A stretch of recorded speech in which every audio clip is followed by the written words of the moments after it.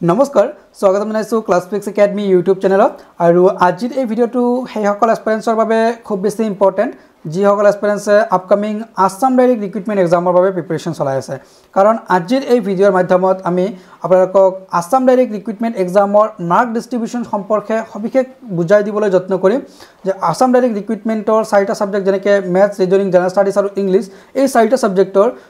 কিমানটাকে question আপোনালোকৰ Assam direct ৰিক্ৰুটমেণ্টত সোধে অৰ্থাৎ মেথছৰ পৰা কিমানটা কুৱেশ্যন সোধে জেনেৰেল ষ্টাডিজৰ পৰা কিমানটা কুৱেশ্যন সোধে ৰিজনিঙৰ পৰা কিমানটা কুৱেশ্যন সোধে সবিশেষ আমি বুজাই দিবলৈ যত্ন কৰিম কাৰণ আপোনালোকে যদি মাৰ্ক ডিষ্ট্ৰিবিউশ্যন নাজানে তেন্তে কিন্তু আপোনালোকে প্ৰিপাৰেশ্যন চলাব নোৱাৰিব কাৰণ আপোনালোকৰ গ্ৰেড 4 ৰ মাৰ্ক ডিষ্ট্ৰিবিউশ্যনটো বেলেগ গ্ৰেড 3 ৰ মাৰ্ক ডিষ্ট্ৰিবিউশ্যনটো বেলেগ ড্ৰাইভাৰ পোষ্টৰ মাৰ্ক ডিষ্ট্ৰিবিউশ্যনটো বেলেগ সেই গতিকে আপোনালোকৰ মাৰ্ক ডিষ্ট্ৰিবিউশ্যনটো জানি লোৱাটো খুব বেছি ইম্পৰ্টেণ্ট সো আপোনালোকে ডেফিনেটলি ভিডিঅ'টো প্ৰথমৰ পৰা শেষলৈকে চাব যদি আপোনালোকে এই বুলি আসাম ডাইৰেক্ট ৰিক্ৰুটমেণ্টৰ এক্সাম ক্ৰেক কৰিব বুলি ভাবিছে আৰু যদি আপোনালোকে এনে এক্সাম দিব পাছ হ'লেও কথা নাই ফেল কৰিলেও কথা নাই তেন্তে আপোনালোকে ভিডিঅ'টো স্কিপ কৰিব পাৰে আপোনালোকৰ একো ক্ষতি নহয় কিন্তু আপোনালোকে যদি ডেডিকেটেড হয় যে চাকৰি এটা লাগে তথাপি যদি আপোনালোকে ভিডিঅ'টো স্কিপ কৰি দিয়ে তেন্তে কিন্তু আপোনালোকৰ বহুত লছ হৈ যাব আপোনালোকে কিন্তু সেই লেভেলত প্ৰিপাৰেশ্যনটো চলাব নোৱাৰিব তো যি কি নহওক আমি ভিডিঅ'টো আৰম্ভ কৰিছোঁ ভিডিঅ'টো আৰম্ভ কৰাৰ পূৰ্বে আপোনালোকক জনাব পাই যথেষ্ট সুখী হৈছোঁ যে আমাৰ ক্লাছফিক্স একাডেমি চেনেলৰ ফালৰ পৰা আমি এটা কোৰ্চ লঞ্চ কৰিছোঁ যিটো আমাৰ স্পেচিয়েল বেটচ হয় আসাম ডাইৰেক্ট ৰিক্ৰুটমেণ্টৰ বাবে সো এইটো বেটচত যদি আপোনালোকে জইন কৰে মেথছ ৰিজনিং জেনেৰেল ষ্টাডিজৰ খুব ধুনীয়াকৈ গোটেইখিনি টপিক পাই যাব ৰেগুলাৰ ক্লাছেছ পাব PDF নোটছ পাব ৰেকৰ্ডেড ভিডিঅ'ছ পাব লগতে আপোনালোকে মক টেষ্ট দিব পাৰিব সো আমাৰ কোৰ্চৰ ফি হৈছে 589 যদি আপোনালোকে জইন কৰিব বিচাৰিছে তেন্তে ডেফিনেটলি আমাৰ স্ক্ৰীনত দিয়া নম্বৰত কণ্টেক্ট কৰিব একচুৱেল কোৰ্চৰ ফিটো আমাৰ 1499 অৰ্থাৎ 1499 টকা কিন্তু অফাৰ প্ৰাইচত আমি 589 ৰুপিছে লৈ আছোঁ সো অফাৰ থকালৈকে আপোনালোকে জইন হৈ ল'ব অফাৰৰ পিছত কিন্তু আমাৰ 1499 পে কৰিব লাগিব তো যি কি নহওক আমি ভিডিঅ'টো আৰম্ভ কৰিছোঁ ভিডিঅ'টোৰ মূল টপিক হৈছে আপোনালোকে জানে mark distribution so mark distribution বুজাৰ আগতে আপোনালোকে হয়তো বহুতে জানে যে আসাম ডাইৰেক্ট ৰিক্ৰুটমেণ্টৰ পেপাৰ টোটাল 5টা পেপাৰ হয় সেই পেপাৰ সম্পৰ্কে বুজাই দিম আৰু কোনটো পেপাৰত কিমানটা কুৱেশ্যন আছিলে কোন সাবজেক্টৰ পৰা কিমানটা কুৱেশ্যন আছিলে সবিশেষ মই বুজাই দিম alright so first of all আপোনালোকৰ 5টা পেপাৰ আছিলে 5টা পেপাৰৰ দুটা পেপাৰ আপোনালোকৰ আছিলে গ্ৰেড 4 ৰ দুটা পেপাৰ আপোনালোকৰ গ্ৰেড 3 আৰু এটা পেপাৰ আছিলে আপোনালোকৰ ড্ৰাইভাৰ পোষ্টৰ পেপাৰ 1 আৰু পেপাৰ 2 আছিলে আপোনালোকৰ গ্ৰেড 4 ৰ পেপাৰ 3 পেপাৰ 4 আছিলে আপোনালোকৰ গ্ৰেড 3 আৰু পেপাৰ 5 আছিলে আপোনালোকৰ ড্ৰাইভাৰ পোষ্টৰ বাবে এতিয়া পেপাৰ 1 আৰু পেপাৰ 2 ৰ মানে মাৰ্ক ডিষ্ট্ৰিবিউশ্যনটো সেম হয় ওকে গতিকে আমি এটা বুজাই দিম আনটো আপোনালোকে সেই হিচাপে বুজি ল'ব কাৰণ মাৰ্ক ডিষ্ট্ৰিবিউশ্যন একদম এক্সাক্টলি সেম হয় অলৰাইট সো পেপাৰ 1 টো মই ডিসকাস কৰিছোঁ পেপাৰ 1 ত আপোনালোকৰ টোটাল 135টা কুৱেশ্যন আছিলে ওকে টোটাল 135টা কুৱেশ্যনৰ প্ৰতিটো কুৱেশ্যনৰ এগেইনষ্টত 1 মাৰ্ক কে আছিলে সো 135 মাৰ্কছৰ ওপৰত পৰীক্ষা অনুষ্ঠিত হৈছিল আৰু ইয়াতে আপোনালোকৰ কোনো ধৰণৰ নেগেটিভ মাৰ্কিং নাছিলে তো সেই গতিকে আপোনালোকৰ 135টা কুৱেশ্যন আপোনালোকে এটেম্প কৰিব পাৰিছিলে সো যদি যিকোনো ষ্টুডেণ্টছ এনেকুৱা আছিলে তেওঁলোকে 135টা টিক কৰি আহিছিলে কিন্তু নেগেটিভ মাৰ্কিং থাকিলে তেনেকৈ কৰিব নোৱাৰে আৰু তো যি কি নহওক আমাৰ ভিডিঅ'টোৰ মূল বিষয় হৈছে যে কিমানটা কুৱেশ্যন আছিলে আমাৰ 135টা কুৱেশ্যন আৰু মাৰ্কছ কিমান আছিলে 135 মাৰ্কছ আছিলে এতিয়া কুৱেশ্যন নম্বৰ 1 ৰ পৰা কুৱেশ্যন নম্বৰ 60 লৈকে মুঠ 60টা কুৱেশ্যন আছিলে জেনেৰেল ষ্টাডিজ আৰু কাৰেণ্ট এফেয়াৰ্ছৰ ওকে মন দিব পাৰিলে আপোনালোকে নোট কৰি যাব কুৱেশ্যন নম্বৰ 1 ৰ পৰা কুৱেশ্যন নম্বৰ 60 লৈকে আমাৰ জেনেৰেল ষ্টাডিজ আৰু কাৰেণ্ট এফেয়াৰ্ছৰ কুৱেশ্যন আছিলে 61 নম্বৰৰ পৰা 85 নম্বৰলৈকে আমাৰ কুৱেশ্যন আছিলে মেথছ এণ্ড এপ্টিটিউড অৰ্থাৎ গণিতৰ পৰা কুৱেশ্যন আমাৰ আছিলে টোটাল 25টা কুৱেশ্যন আৰু 86 নম্বৰৰ পৰা 100 নম্বৰলৈকে আমাৰ ইংৰাজীৰ কুৱেশ্যন আছিলে অৰ্থাৎ ইংলিছৰ পৰা মুঠ 15টা কুৱেশ্যন আছে ইংৰাজীৰ পৰা আৰু 100ৰ পৰা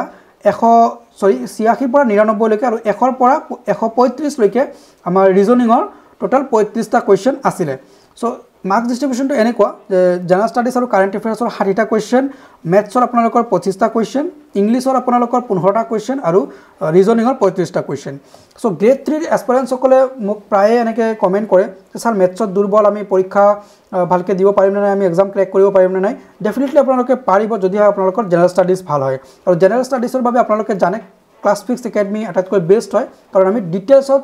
ডেছক্ৰিপটিভছ অফ ক্লাছেছ প্ৰভাইড কৰি থাকোঁ সো আপোনালোকে যদি জইন কৰিব বিচাৰিছে তেন্তে ডেফিনেটলি আপোনালোকে কিন্তু জইন কৰিব এই ভুল আপোনালোকে নকৰিব আপোনালোকে কেৱল ফ্ৰী ভিডিঅ'ছবিলাক চাই আছে কাৰণ পেইড কোৰ্চৰ ক্লাছবিলাক কিন্তু ইয়াতকৈ বহুত বেছি আপগ্ৰেডেড হয় তো যি কি নহওক আমি মাৰ্ক ডিষ্ট্ৰিবিউশ্যন বুজিলোঁ পেপাৰ 1 আৰু পেপাৰ 2 এক্সাক্টলি সেম হয় একো ডিফাৰেন্স নাই কিন্তু পেপাৰ 3 আৰু পেপাৰ 4 ৰ মাজত বহুত ডিফাৰেন্স আছে যেটো আমাৰ গ্ৰেড 3 লেভেলৰ হয় ওকে সো পেপাৰ 3 ত আপোনালোকৰ মুঠ কুৱেশ্যন আছিলে 100টা ওকে যেটো গ্ৰেড 3 লেভেলৰ হয় পেপাৰ 3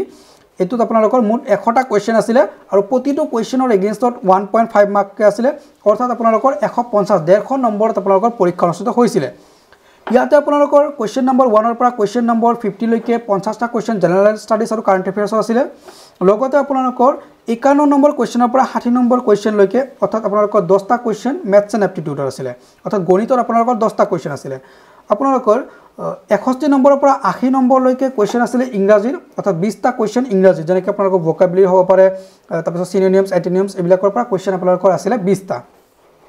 81 নম্বৰৰ পৰা 100 নম্বৰ লৈকে আপোনালোকৰ ৰিজনিংৰ 20টা কোৱেশ্চন আছিল সো এটা বুজি পালে মাৰ্ক ডিস্ট্ৰিবিউশনটো কেনেকুৱা হয় যে 50টা কোৱেশ্চন আপোনালোকৰ জেনাৰেল ষ্টাডিজ আৰু কাৰেন্ট এফেয়াৰ্ছৰ 10টা কোৱেশ্চন ম্যাথছ এণ্ড এপ্টিটিউডৰ 20টা কোৱেশ্চন আপোনালোকৰ ৰিজনিংৰ 20টা কোৱেশ্চন আপোনালোকৰ ইংলিছৰ সো জেনাৰেল ষ্টাডিজ আৰু ৰিজনিংটো খুব বেছি ইম্পৰ্টেন্ট হয় ম্যাথছ যদি আপোনালোকৰ অলপ দুৰ্বল হয় তথাপি আপোনালোকৰ একো নাই কাৰণ 10টাহে কোৱেশ্চন ম্যাথছৰ পৰা অলৰাইট নেক্সট আমাৰ যেটো আছিল পেপাৰ 4 পেপাৰ 4 ৰ প্যাটাৰ্নটো কিন্তু টোটালি বেলেগ আছিল ওকে সো পেপাৰ 4 টো আপোনালোকৰ গ্ৰেজুৱেট লেভেলৰ আছিল ইয়াতে টোটাল নাম্বাৰ অফ কোৱেশ্চন 100টাই আছিল কিন্তু প্ৰতিটো কোৱেশ্চনৰ এগেইনষ্টত 1.75 কে আছিল এটা 1.75 কে থকাৰ বাবে টোটাল নম্বৰছ আমাৰ আছিল 175 অৰ্থাৎ 175 নম্বৰৰ ওপৰত পৰীক্ষা অনুষ্ঠিত হৈছিল তো ইয়াতে আপোনালোকৰ 1 ৰ পৰা 50 লৈকে জেনাৰেল ষ্টাডিজ আৰু কাৰেন্ট এফেয়াৰ্ছৰ কোৱেশ্চন আছিল 51 নম্বৰৰ পৰা 70 নম্বৰ লৈকে আপোনালোকৰ কোৱেশ্চন আছিল টোটাল 20টা আৰু 20টা কোৱেশ্চন আছিল আপোনালোকৰ ৰিজনিংৰ লগতে আপোনালোকৰ 71 ৰ পৰা 80 নম্বৰ লৈকে অৰ্থাৎ 10টা কোৱেশ্চন আপোনালোকৰ পেছেজৰ আছিল ইংলিছৰ পেছেজ আছিল ইয়া কমপ্লিটলি ইংলিছৰ পেছেজ এটো কিন্তু আমাৰ পেছেজটো আকৌ অসমীয়াটো নাছিল কেৱল ইংলিছৰ পেছেজ আছিল তাৰ পিছত আপোনালোকৰ 81 নম্বৰৰ পৰা 90 নম্বৰ লৈকে অৰ্থাৎ 10টা কোৱেশ্চন আমাৰ ম্যাথছ এণ্ড এপ্টিটিউডৰ আছিল লগতে আপোনালোকৰ 90 ৰ পৰা 100 নম্বৰ লৈকে ইংৰাজীৰ কোৱেশ্চন আছিল অৰ্থাৎ 10টা কোৱেশ্চন ইংৰাজীৰ আছিল সো মাৰ্ক ডিস্ট্ৰিবিউশনটো পেপাৰ 4 ৰ এনেকুৱা অৰ্থাৎ গ্ৰেজুৱেটৰ লেভেলৰ পেপাৰটো এনেকুৱা আছিল 50টা কোৱেশ্চন জেনাৰেল ষ্টাডিজৰ 20টা কোৱেশ্চন আপোনালোকৰ ৰিজনিংৰ তাৰ পিছত 10টা কোৱেশ্চন পেছেজ 10টা কোৱেশ্চন ম্যাথ আৰু 10টা কোৱেশ্চন ইংৰাজী অৰ্থাৎ ইংৰাজী আপোনালোকৰ পেছেজ আৰু ইংৰাজী যেটো ভোকাবুলাৰি আৰু সিনোনিমছ এন্টোনিমছ এনেকুৱা হেবিলাক মিলাই 20টা কোৱেশ্চন আপোনালোকৰ আছিল ইংৰাজীৰ পৰা ওকে সো এয়া হৈ গল মাৰ্ক ডিস্ট্ৰিবিউশন আৰু এই কমপ্লিট মাৰ্ক ডিস্ট্ৰিবিউশনৰ ওপৰত বেস কৰি কিন্তু আমি আমাৰ ক্লাसेছবোৰ প্ৰভাইড কৰো সো ডেফিনেটলি আপোনালোকে আমাৰ কোৰ্স বিলাক জয়েন কৰি লব তাতে কিন্তু আপোনালোকে খুব ধুনিয়াকে বুজিব পাৰিব গোটেইখিনি সো এইটো ভিডিওৰ মাধ্যমত যেনেকৈ আপোনালোকে মাৰ্ক ডিস্ট্ৰিবিউশনটো বুজি পাইছে ঠিক আমাৰ পেইড কোৰ্সতো আমি তেনেকে খুব ক্ৰিটিক্যাল এনালাইসিস কৰো আৰু খুব মানে ডিপত গৈ ষ্টুডেন্টস সকলক টিপস এণ্ড ট্ৰিক্স বিলাক বুজাই থাকো আৰু সেই হিচাপে কিন্তু ষ্টুডেন্টস বিলাকে প্ৰিপাৰেচন চলায় যেনেকৈ আপোনালোকে এতিয়া বুজি পালে যে জেনাৰেল ষ্টাডিজৰ পৰা কোৱেশ্চন বেছিকৈ আহে এতিয়া পঢ়িব লাগিব জেনাৰেল ষ্টাডিজ ঠিক একেদৰে আমি আৰু ফহিয়াই আলোচনা কৰো যে কোনটো সাবজেক্টৰ কোনটো টপিকৰ পৰা কিমানটা কোৱেশ্চন আহে তো সেই হিচাপে বুজাই দিও তো হেতু খুব বেছি ইম্পৰ্টেন্ট হয় আপোনালোকৰ বাবে নেক্সট এতিয়া ড্ৰাইভাৰ পোষ্টৰ বাবে which is very very important driver পোষ্টটো কিন্তু বহুত এপ্লিকেন্টে এপ্লাই কৰে সো তে ড্ৰাইভাৰ পোষ্টৰ বাবে আপোনালোকৰ টোটাল কোৱেশ্চন থাকে 100টা আৰু প্ৰতিটো কোৱেশ্চনৰ বাবে 1.5 কে থাকে তো আপোনালোকৰ 150 নম্বৰত পৰীক্ষা অনুষ্ঠিত হয় ড্ৰাইভাৰ পোষ্টৰো কিন্তু এক্সাম প্যাটাৰ্ন বা আপোনালোকৰ মাৰ্ক ডিস্ট্ৰিবিউশনটো অলপ বেলেগ সো ড্ৰাইভাৰ পোষ্টত আপোনালোকৰ 1 ৰ পৰা 40 নম্বৰ লৈকে জেনাৰেল ষ্টাডিজ আৰু কাৰেন্ট এফেয়াৰ্ছ থাকে অৰ্থাৎ 40টা কোৱেশ্চন থাকে আপোনালোকৰ জেনাৰেল ষ্টাডিজ আৰু কাৰেন্ট এফেয়াৰ্ছৰ 41 ৰ পৰা 60 নম্বৰ লৈকে আপোনালোকৰ থাকে ম্যাথ অৰ্থাৎ আপোনালোকৰ 20টা ম্যাথ থাকে ওকে সো ড্ৰাইভাৰ পোষ্টৰ ম্যাথছৰ নাম্বাৰটো বাঢ়ি যায় সো 20 নম্বৰৰ ম্যাথ থাকে আপোনালোকৰ ওকে 20 নম্বৰ নহয় একচুয়ালি 20টা ম্যাথছৰ কোৱেশ্চন থাকে 61 ৰ পৰা 80 নম্বৰ অৰ্থাৎ 20টা কোৱেশ্চন আপোনালোকৰ ইংলিছৰ থাকে আৰু ৰিজনিংৰ আপোনালোকৰ 20টা কোৱেশ্চন থাকে 81 নম্বৰৰ পৰা 100 নম্বৰলৈকে সো এই মাৰ্ক ডিস্ট্ৰিবিউশনৰ ওপৰত আপোনালোকৰ আসাম ডাইৰেক্ট ৰিক্ৰুটমেন্টৰ পৰীক্ষা হয় আই হোপ আপোনালোকে বুজিব পাৰিছে